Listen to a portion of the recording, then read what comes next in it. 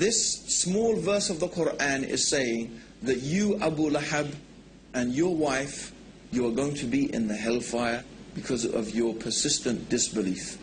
Now, Abu Lahab was a character that whatever the Prophet Muhammad said, this man would contradict it. In fact, when the Prophet Muhammad used to go and try and teach the people and talk to them about Islam, Abu Lahab would follow behind him, and then he would warn the people and say, this man is a liar, this man is trying to misguide you, don't listen to him, will you abandon the religion of your ancestors, and so on and so forth. So every time the Prophet was trying to call the people to the beauty of the worship of the one God, to this true religion, this man would contradict him. But all this man, Abu Lahab, ever needed to do to almost demolish Islam was to testify that there is only one God, Allah, and that Muhammad was the messenger. And then he could say, well, I am a Muslim now, but what are you going to do with this verse of Quran that says that I'm going to be in the hellfire and that I will die a disbeliever? But for 10 years, these verses of the Quran and this Abu Lahab existed side by side. But he could never take this testimony of faith. Would a liar behave like that? Would someone who is inventing something begin with such a dangerous challenge? People who are lying and people who are deceivers, they're usually very careful and manipulative in the way in which they deal with things. But these verses of the Quran show the complete honesty and the complete sincerity and the forthrightness of this message of Islam. Believe in Allah and His Messenger, or you will face a terrible punishment from Allah. And when this man Abu Lahab protests and he starts insulting, then these verses come from God to the Prophet Muhammad. You are going to suffer eternally for your disbelief. This is not a very, if you were a conniving person, lying and deceiving, I don't think this is the way that you would think of starting your message, because then the man would say, but actually I was really thinking about becoming Muslim and I wanted to embrace Islam. And you would look really a fool. So we see that, and this is what we mean, is that when you're looking at the life and the teachings of the Prophet Muhammad, you do not find the characteristics of a deceiver and of a liar.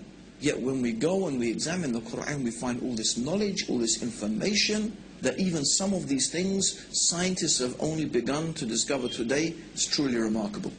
Now there's one final incident I want to mention that is really, again, a very strong and very clear illustration that the Prophet Muhammad must have been a messenger from God.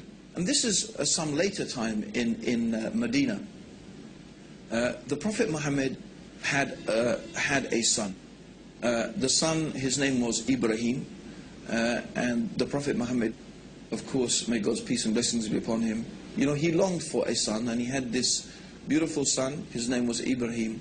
But when Ibrahim was 6 months old, just 6 months old, this baby died actually in the arms of the Prophet Muhammad. Now, on the very same day which the son, the child of the Prophet Muhammad had died, there was an eclipse of the sun. So imagine that. The Prophet Muhammad's son dies, and the very same day there is an eclipse of the sun. And I'm sure there's many people, even right now, who would say, that's it for me. If there was an eclipse of the sun on the same day that his son died, he must be a prophet of God. You would think of it that it's a type of proof.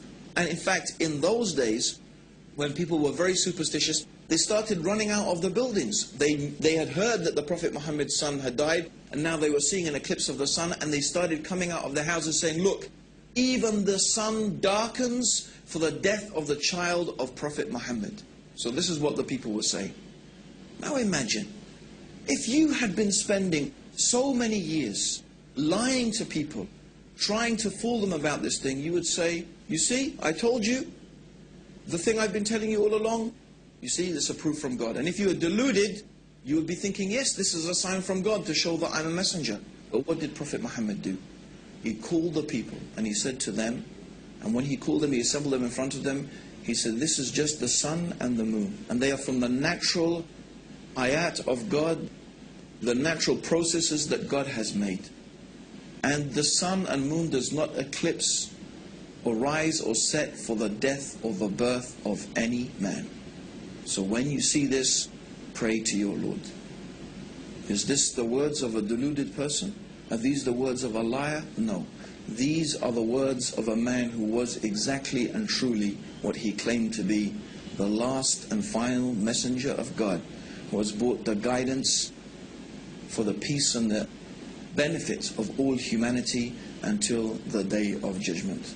And this is what we invite you to, based upon your reason and your understanding, that you can think and examine and look, read the Quran, study the life of the Prophet Muhammad, be sincere and be honest, and we feel sure that you will be convinced that there is indeed nothing worthy of worship except the one God, the Creator, Allah, and that Muhammad, may Allah's peace and blessings be upon him, is the last and final messenger from Allah. May God's peace and blessings be upon you all, and may God guide all of us closer to the truth. Assalamu alaikum wa rahmatullahi wa barakatuh.